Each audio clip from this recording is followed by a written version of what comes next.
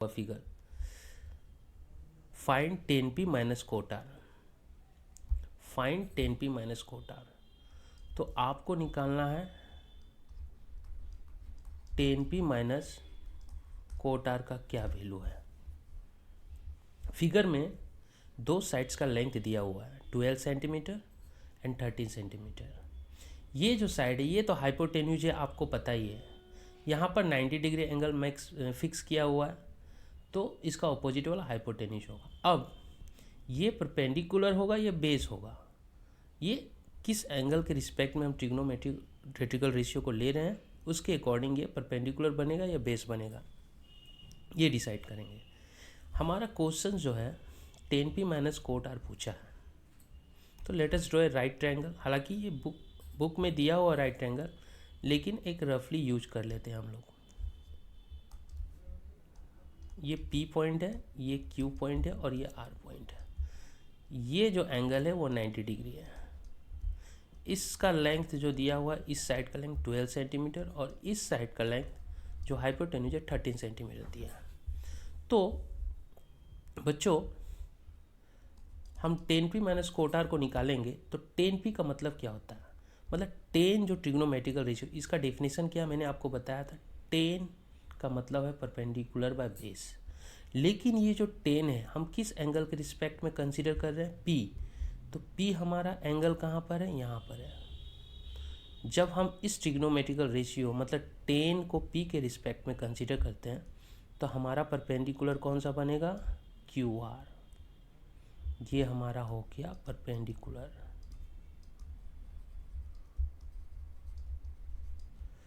और इसके एडजेसेंस वाला हमारा बेस हो जाएगा, बेस हो जाएगा। तो 10 ट्रिग्नोमेट्रिकल रेशियो P के रिस्पेक्ट में क्या बना, परपेंडिकुलर बेस। जो हमारा परपेंडिकुलर क्या है, QR। बेस क्या है, PQ। अब दूसरा जो ट्रिग्नोमेट्रिकल रेशियो कोट है वो R के रिस्पेक्ट में पूछा है। क्या के रिस्पेक्ट में पूछा है, R के रिस्पेक्ट में। तो R हमारा ये एंगल हुआ, तो इस एंगल को जब कंसीडर करेंगे तो इसके रिस्पेक्ट में हमारा परपेंडिकुलर कौन सा बन जाएगा, PQ। अब परपेंडिकुलर चेंज हो गया क्योंकि हमने एंगल को चेंज किया, तो इसके एडजेसेंस वाला हमारा क्या हो जाएगा, बेस। तो हालांकि कोट का डेफिनेशन क्या है, कोट का डेफिनेशन होता है बेस बाय परपेंडिकुलर। तो इस एंगल के रिस्पेक्ट में हमारा बेस कौन सा हो गया, QR। तो यहाँ हम बैठा देंगे QR। परपेंडिकुलर कौन सा हो गया, R के रिस्पेक्ट में PQ। अब देखो बच्चों 10p का वैल्यू मिला हमें QR बाय PQ और कोट R का वैल्यू मिला QR बाय PQ। तो फाइनल इसका आंसर 0 हो जाएगा क्योंकि ये दोनों वैल्यू सेम है। आपको जो डेटा दिया है इस फिगर में 12 सेंटीमीटर 13 सेंटीमीटर, इसका कोई रिक्वायरमेंट नहीं है पुट करने का। इस प्रॉब्लम में इन डेटा का कोई ज़रूरत नहीं, क्योंकि हालांकि दोनों ट्रिग्नोमेट्रिकल रेशियो अलग अलग हैं, लेकिन दोनों अलग अलग एंगल के रिस्पेक्ट में भी पूछे हैं, इसलिए फाइनली दोनों का वैल्यू सेम हुआ। इसलिए इसका फाइनल आंसर क्या होगा, 0 होगा। कभी कभी आपको दो साइड्स का लेंथ दिया रहता है, तीसरा साइड का ज़रूरत पड़ जाता है पुट करने के लिए, लेकिन यहाँ पर कोई ज़रूरत नहीं है, ये डायरेक्ट 0 हो गया। तो दूसरा नंबर का प्रॉब्लम इजी था, हालांकि यहाँ पर कॉन्सेप्ट था जो आपको समझने का ज़रूरत था। चलो अब हम लोग तीसरा नंबर का प्रॉब्लम को सॉल्व करते हैं। अब हम लोग तीसरा नंबर प्रॉब्लम को सॉल्व करते हैं। देखो तीसरा नंबर प्रॉब्लम में क्या बोल रहा है, if sine A equal to 3/4, if sine equal to 3/4 calculate cos and tan A. तो इस तरह का प्रॉब्लम के लिए फर्स्ट ऑफ ऑल डेटा क्या दिया हुआ ये हम लोग देख लेते हैं। Sine A equal to 3/4। So let us draw a right angle triangle. एक राइट एंगल ट्रायंगल हमने यहाँ ड्रॉ कर लिया। लेट अस से ये पॉइंट A है, ये पॉइंट B है और ये पॉइंट हमारा C है, और एंगल B जो है हमारा 90 डिग्री है। मैंने आपको पहले बताया था ट्रिगोनोमेट्री में हर समय राइट एंगल ट्रायंगल का ज़रूरत होगा। तो साइन जो ट्रिग्नोमेट्रिकल रेशियो है उसका मतलब क्या होता है या डेफिनेशन क्या, perpendicular by hypotenuse. P means perpendicular, H means hypotenuse. तो यहाँ साइन जो है ए एंगल के रिस्पेक्ट में दिया हुआ है तो इसके अकॉर्डिंग हमारा परपेंडिकुलर BC हो जाएगा, क्योंकि अपोजिट वाला जिस एंगल के रिस्पेक्ट में हम ट्रिग्नोमेट्रिकल रेशियो को लेते हैं उसका अपोजिट वाला हमेशा परपेंडिकुलर। हाइपोटेन्यूज हमेशा फिक्स है, मैं पहले भी बोला था। और एडजेसेंस वाला या बचा हुआ जो साइड है वो हमारा बेस होगा। देखो यहाँ B मीन्स बेस, इस B और इस बेस में कन्फ्यूजन मत कीजिएगा। यहाँ B मतलब मैं बताना चाह रहा हूँ ये बेस है, ठीक है। अब हमारा जो रेशियो साइन ऑफ A=3/4 दिया, इसका मतलब ये नहीं है कि यहाँ जो परपेंडिकुलर है उसका लेंथ 3 यूनिट है और यहाँ जो हाइपोटेन्यूज है उसका लेंथ 4 यूनिट है। ये परपेंडिकुलर और हाइपोटेन्यूज का रेशियो है। तो एक्चुअल लेंथ क्या है, तो एक्चुअल लेंथ के लिए लेट अस एज्यूम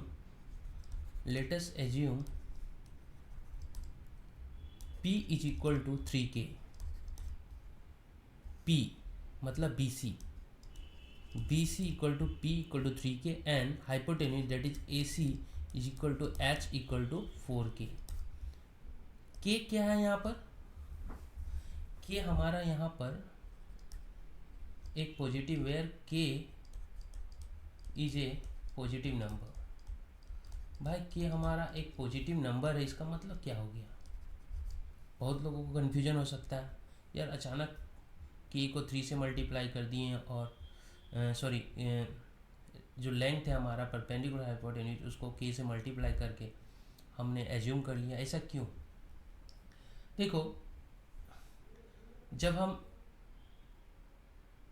रेशियो हमारा यहाँ दिया हुआ है तो हमें पता नहीं इसका एक्चुअल लेंथ कितना है। जिसे यहाँ पर परपेंडिकुलर और हाइपोटेन्यूज का रेशियो दिया हुआ 3:4 या 3/4, इसका मतलब ये नहीं कि ये एक्चुअल लेंथ है, जबकि हमें एक्चुअल लेंथ का ज़रूरत है। एक्चुअल लेंथ का क्यों ज़रूरत है, लेट अस एज्यूम ये 3K हमारा एक्चुअल लेंथ है, क्यों है मैं बता रहा हूँ आपको। तो यहाँ पहले लिख लेता हूँ, ये 3K हमारा एक्चुअल लेंथ है और जो परपेंडिकुलर यहाँ BC है वो BC हमारा 3K है, BC हमारा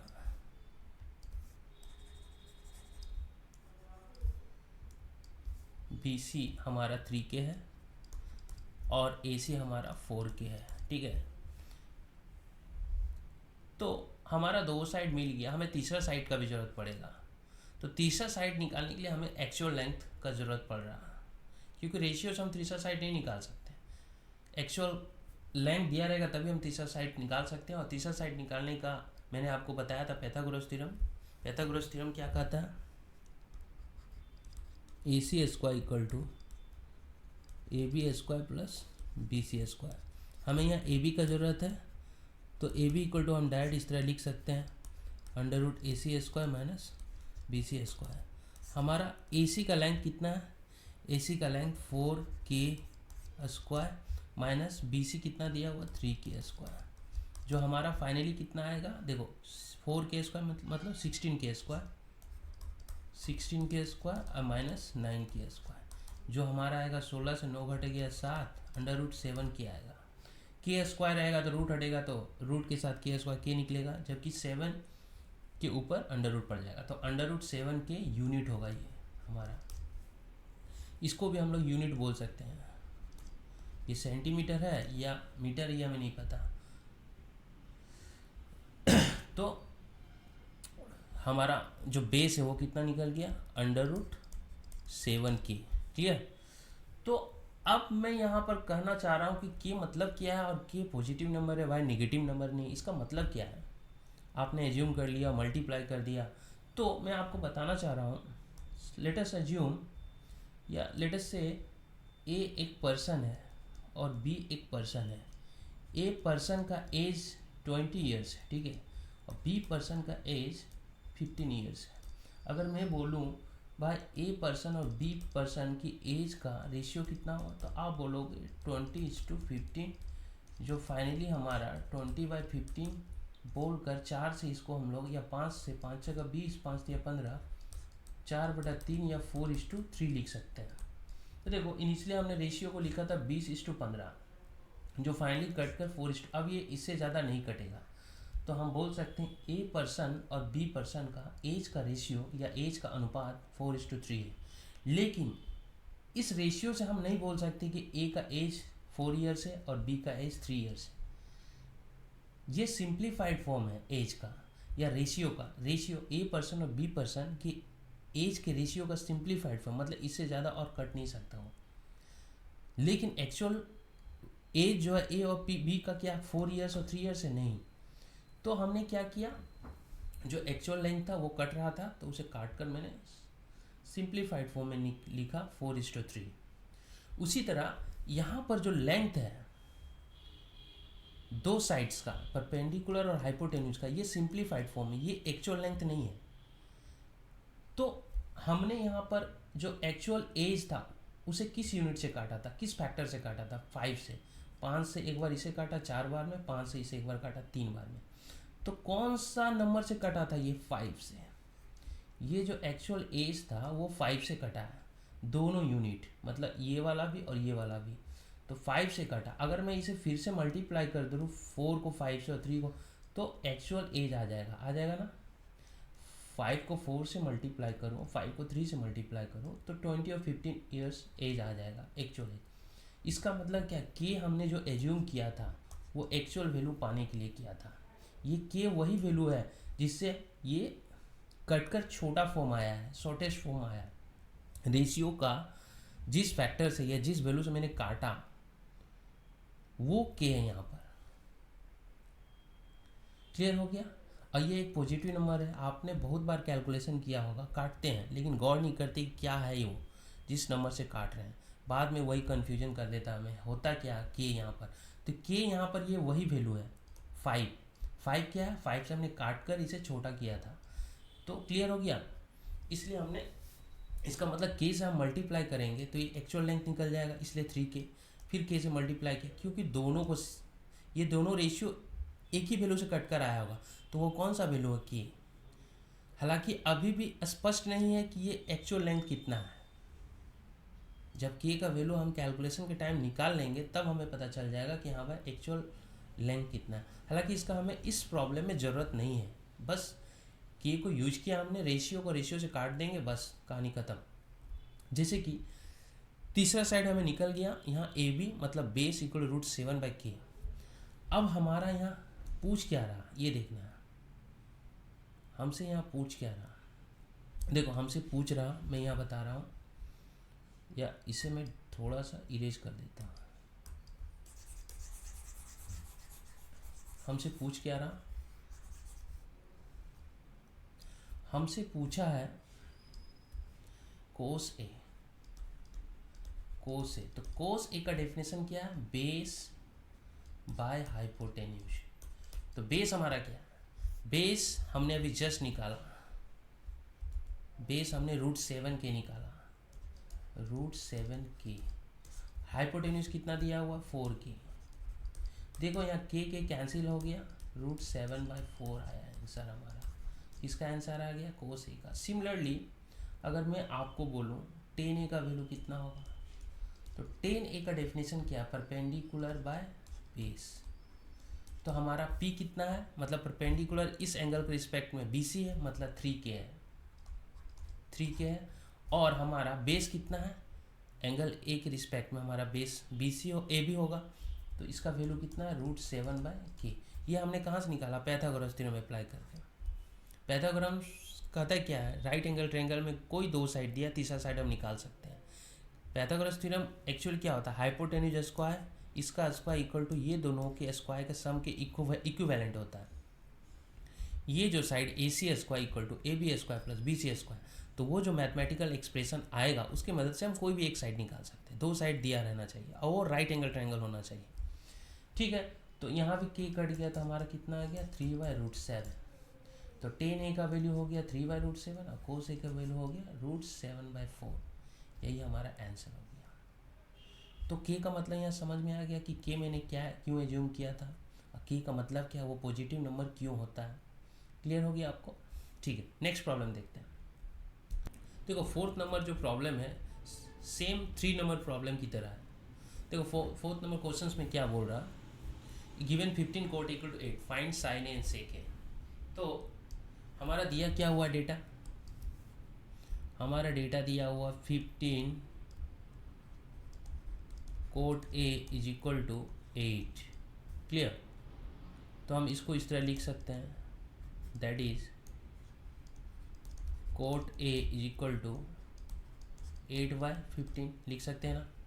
अब कोट का मतलब क्या होता है, base by perpendicular, base by perpendicular. तो late us draw a right triangle, एक हम राइट ट्रायंगल ड्रॉ कर लेते हैं। क्लियर। लेट अस से ये पॉइंट ए है, ये हमारा पॉइंट बी है, ये हमारा सी पॉइंट है। ठीक है, ए बी सी ले रहे हैं आप, पी क्यू आर भी ले सकते हैं, कुछ भी ले, लेकिन ये एंगल कंसीडर करना जरूरी है, इसलिए हम ए बी सी ही ले रहे हैं। तो ये एंगल हमारा 90 डिग्री है, देख कर लग रहा, ये हमारा एंगल ए है और ये हमारा एंगल सी है। अब देखो कोट जो ट्रिग्नोमेट्रिकल रेशियो है यहाँ ए के रिस्पेक्ट में ले रहे हैं, ए एंगल के रिस्पेक्ट, तो उसके अनुसार हमारा परपेंडिकुलर ये हो जाएगा और बेस हमारा ये हो जाएगा और हाइपोटेन्यूज फिक्स है हमारा। ठीक है। तो अब इसके पहले 3 नंबर प्रॉब्लम में हमने एज्यूम किया था, लेटस उसी तरह एज्यूम करेंगे। लेटस एज्यूम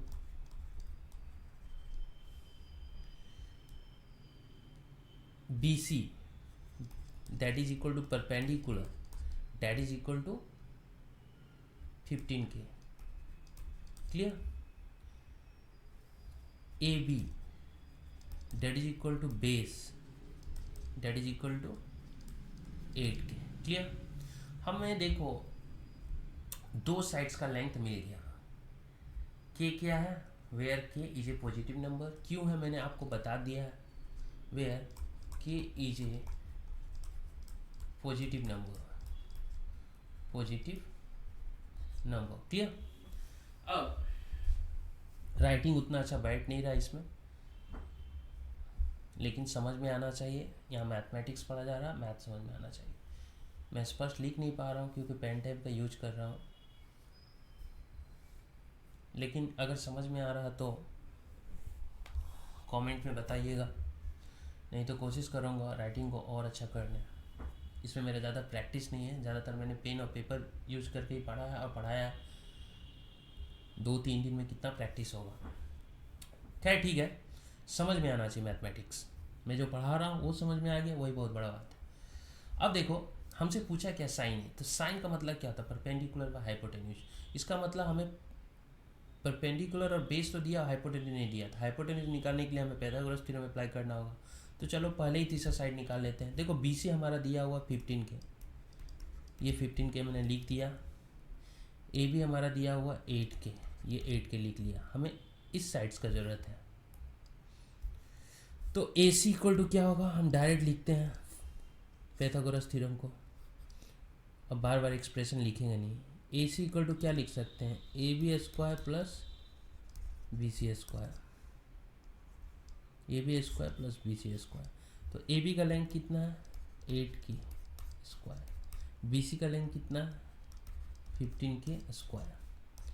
तो यहाँ से हमें कितना मिलेगा, 64K स्क्वायर, ये हमें मिलेगा 225K स्क्वायर, जो फाइनली आएगा 289K स्क्वायर, जहाँ से हमें मिलेगा 17K। तो हाइपोटेन्यूज का लेंथ कितना हो गया, 17K। परपेंडिकुलर का लेंथ हो गया 15K, बेस का लेंथ हो गया 8K और हाइपोटेन्यूज का लेंथ हो गया 17K। अब कोई भी ट्रिग्नोमेट्रिकल रेशियो जब तीनों साइड हमें मिल जाए, तो कोई भी ट्रिग्नोमेट्रिकल रेशियो पूछे आप निकाल सकते हो। जबकि क्वेश्चन में हमें 2 ही ट्रिग्नोमेट्रिकल रेशियो पूछा है, साइन ए और सेक ए। आप कोई भी ट्रिग्नोमेट्रिकल रेशियो निकाल सकते हो। अगर आपसे पूछता if 15 cot A equal to 8 है, find all the trigonometrical ratio, तो आपको तीनों साइड मिल गया है, क्योंकि कोई भी ट्रिग्नोमेट्रिकल रेशियो हो तीनों साइड से ही बनते हैं और कोई एक्स्ट्रा साइड का ज़रूरत नहीं होता।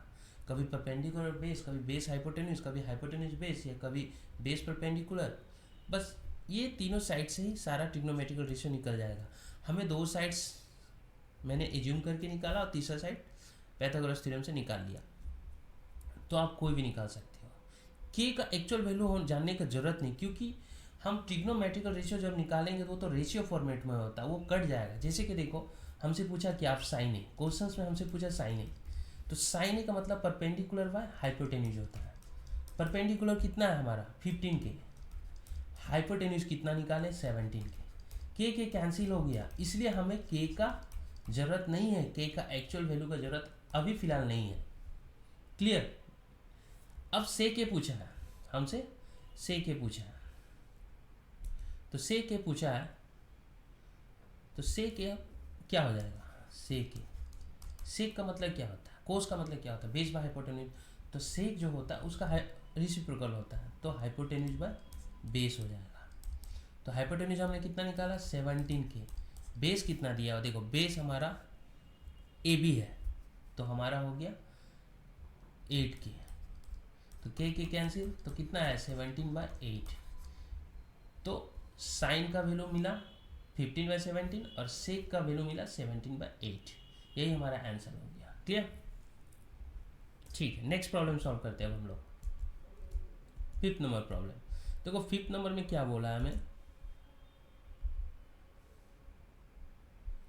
5th नंबर जो क्वेश्चन है क्या पूछा है,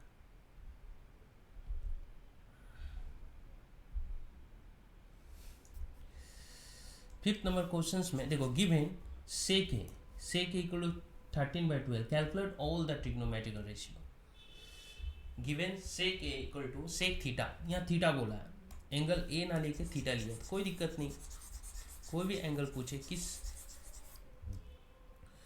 तो late us draw first of all A right triangle, एक राइट एंगल ट्रायंगल बना लो। हमने एक राइट एंगल ट्रायंगल बना लिया। लेट अस से ये पॉइंट ए है, ये पॉइंट बी है, ये पॉइंट सी है।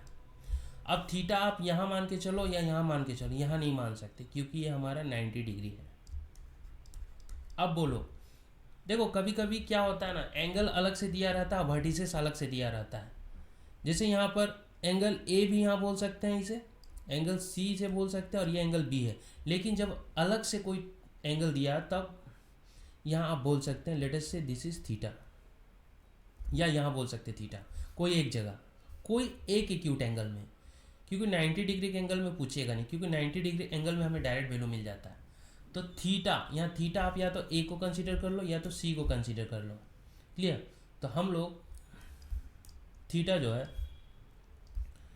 सी को कंसीडर करते हैं या ए को, कोई भी एक कंसीडर कर सकते हैं। चलो ये थीटा है हमारा, लेटेस्ट से ये हमारा थीटा है, ठीक है, ये हमारा थीटा है, ये एंगल। तो ये कितना बचा है 90 माइनस थीटा, बचेगा नहीं क्योंकि दोनों कॉम्प्लीमेंट्री है, टोटल 180 डिग्री होता है। ये 90 है तो ये दोनों मिलकर 90 होगा ना, अगर ये थीटा है तो ये 90। कैसे, मैंने आपको बताया था 90 plus theta plus 90 minus theta, ये थीटा थीटा कैंसिल, टोटल कितना आ गया 180 डिग्री। तो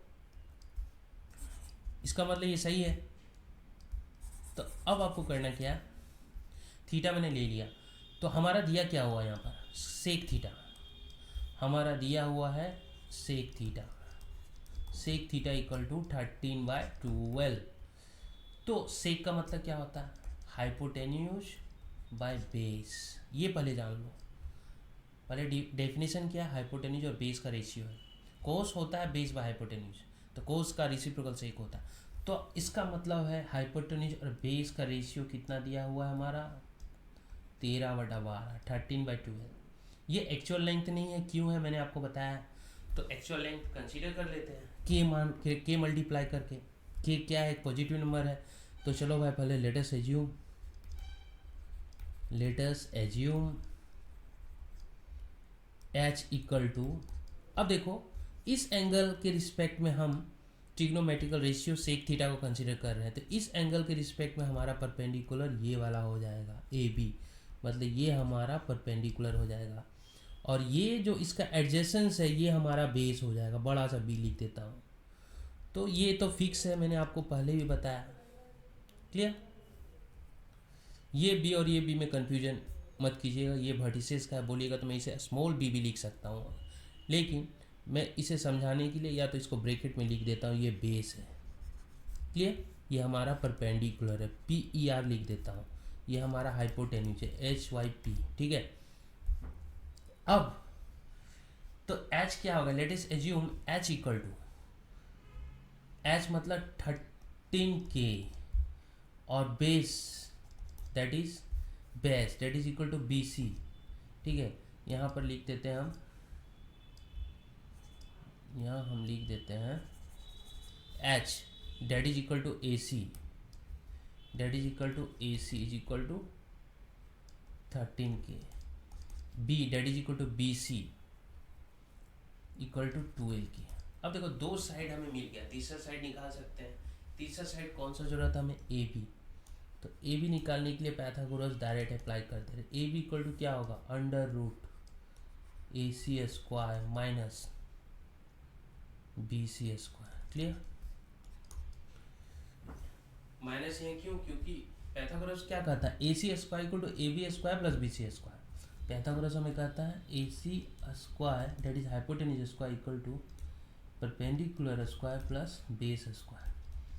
तो यहाँ हमें AB का जरूरत है, AB इधर लाएंगे तो ये हमारा पाइथागोरस थ्योरम का एक्चुअल एक्सप्रेशन है, क्लियर। तो यहाँ से हमें क्या मिल जाएगा, AC इक्वल टू कितना दिया हुआ बच्चों 13K, BC कितना दिया हुआ है 12K। तो हमारा यहाँ से कितना आ जाएगा, ये हो जाएगा 169K स्क्वायर, ये 144K स्क्वायर, जो आएगा finally 25K square, 25K square जो 5K बनेगा। इसका मतलब AB का लेंथ कितना आ गया 5K।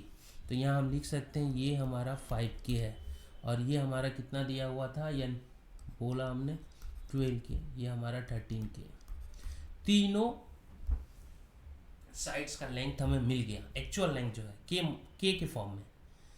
हाइपोटेन्यूज का हो गया 13K, बेस का हो गया 12K और परपेंडिकुलर क्या हो गया 5K। तो अब हम कोई भी ट्रिग्नोमेट्रिकल रेशियो निकाल सकते हैं, इसलिए यहाँ बोला गया calculate all the trigonometrical ratio. क्या कैलकुलेट करना, जो डेफिनेशन है वही हमारा ऑल ट्रिग्नोमेट्रिकल रेशियो। इसको कैलकुलेट क्या करना, कैलकुलेशन तो यहाँ पर था। अब आपने तीनों साइड्स निकाल लिया पाइथागोरस थ्योरम की मदद से। अब जस्ट डेफिनेशन के अकॉर्डिंग आप बैठाते जाओ। डेफिनेशन क्या कहता है हमारा, देखो हमारा क्या दिया हुआ है, सब यहाँ पर मैं बता दे रहा हूँ एक एक करके। साइड सारा हमें पता चल गया। अब हम कोई भी ट्रिग्नोमेट्रिकल रेशियो निकाल सकते हैं। देखो कोई भी ट्रिग्नोमेट्रिकल रेशियो हम निकाल सकते हैं, तीनों साइड अगर पता हो। तो पहला हमारा सेक दिया हुआ है, ठीक है। हमारा एक नंबर जो है सेक ऑलरेडी दिया हुआ है, सेक थीटा इक्वल टू दिया हुआ 13/12। तो दूसरा जानने के लिए हमें कोई आंसर की जरूरत नहीं, इसका रेसिप्रोकल क्या होता है, कोस होता है। तो दूसरा तो इसका रेसिप्रोकल जो रिलेशनशिप है उसी से पता चल गया। तीसरा हमें कैसे निकलेगा, इसके लिए कैलकुलेशन की जरूरत पड़ा नहीं, ये रिलेशनशिप से ही मिल गया। तीसरा हम साइन थीटा निकालते हैं, sine theta. Sine theta equal to क्या होता है, परपेंडिकुलर बाय हाइपोटेन्यूज। परपेंडिकुलर हमारा क्या 5K, हाइपोटेन्यूज कितना है 13K, के कैंसिल, तो कितना आ गया साइन थीटा का वैल्यू 5/13। चौथा नंबर इसका रेसिप्रोकल क्या होता है, कोसेक थीटा। तो साइन थीटा हमने निकाला 5/13, तो कोसेक क्या हो जाएगा 13/5। या आप फॉर्मूला के आधार पे भी निकाल सकते हो, जो इसका डेफिनेशन है। इसका डेफिनेशन क्या है, हाइपोटेन्यूज बाय परपेंडिकुलर। पांचवा हमें क्या निकालना है, टेन थीटा। तो टेन थीटा का डेफिनेशन क्या होता है, परपेंडिकुलर बाय बेस। तो परपेंडिकुलर हमारा इस ड्राइंग में देखो 5K है, बेस कितना है 12K, तो 5K के फिर कैंसिल, तो 5/12 आ गया। 6 नंबर ट्रिग्नोमेट्रिकल रेशियो क्या है, कोट थीटा, जो टेन थीटा का रेसिप्रोकल होता है। तो टेन थीटा हमारा 5/12 आया, तो कोट थीटा कितना आ जाएगा 12/5, क्लियर। ये हमारा हो गया फिफ्थ प्रॉब्लम, बहुत ही ईजी था। इस ये सारा निकालने के लिए हमें कोई कैलकुलेशन की जरूरत नहीं था। यहाँ जो कैलकुलेशन की जरूरत है साइड्स निकालने का। आपने तीसरा साइड निकाल लिया पाइथागोरस थ्योरम की मदद से, तो सारा ट्रिग्नोमेट्रिकल रेशियो निकल जाएगा। बस शर्त ये है कि आपको इसका डेफिनेशन पता होना चाहिए कि भाई जो trigonometrical ratio sine cos tan cot sec cosec है, उसका कौन से साइड के साथ रेशियो है, ये आपको जानना जरूरी है। ये फिफ्थ नंबर प्रॉब्लम का सॉल्यूशंस था, आपको क्लियर हो जाना चाहिए। यहाँ पर मेन चीज़ था आपको पाइथागोरस थ्योरम पता होना चाहिए। पाइथागोरस थ्योरम क्या कहता है, एक राइट ट्रायंगल में जो हाइपोटेन्यूज होता है जो हाइपोटेन्यूज होता है उसका स्क्वायर उसके perpendicular square plus base square के इक्वल होता है। अब ये तीनों साइड मतलब ये साइड ये साइड ये साइड कोई दो साइड दिया रहे, चाहे ये दोनों दिया आप तीसरा निकाल सकते हो, या ये दोनों दिया रहे आप इसको निकाल सकते हो, या ये दोनों दिया रहे या आप इसको निकाल सकते हो। तो यहाँ पर यही वेरिएशन मिलेगा आपको डिफरेंट प्रॉब्लम में। कोई दो साइड दिया रहेगा, वो दो साइड किसी ट्रिग्नोमेट्रिकल रेशियो के फॉर्मेट में दिया रहेगा, जैसे कि यहाँ पर 13/12 किसी ट्रिग्नोमेट्रिकल रेशियो सेक थीटा के फॉर्मेट में दिया हुआ है। तो आपको समझ में आ जाना चाहिए कि ये भाई कौन से साइड का रेशियो है। इसके डेफिनेशन के अनुसार सेक थीटा का डेफिनेशन क्या कहता है, हाइपोटेन्यूज बाय बेस। तो 13 क्या हो गया हाइपोटेन्यूज का रेशियो और 12 हो गया बेस का रेशियो। तो आप उसको k से मल्टीप्लाई करके उसका एक्चुअल लेंथ एज्यूम कर सकते हैं, उसके बाद आप तीसरा साइड निकाल सकते हैं। बाकी बस सारा ट्रिग्नोमेट्रिकल रेशियो आप निकल जाएगा। जब हम k एज्यूम कर रहे हैं तो इसका एक्चुअल लेंथ या इसका एक्चुअल यूनिट जो वैल्यू वो जानने की जरूरत नहीं, क्योंकि हमारा फाइनली यहाँ कट जा रहा है कैलकुलेशन। कोई भी ट्रिग्नोमेट्रिकल रेशियो निकाल रहे हैं के सब जगह कैंसिल हो जा रहा, तो हमें ज़रूरत नहीं है एक्चुअल लेंथ जानने का, इसका एक्चुअल वैल्यू जानने का, सॉरी के का एक्चुअल वैल्यू क्या है। ठीक है, क्लियर।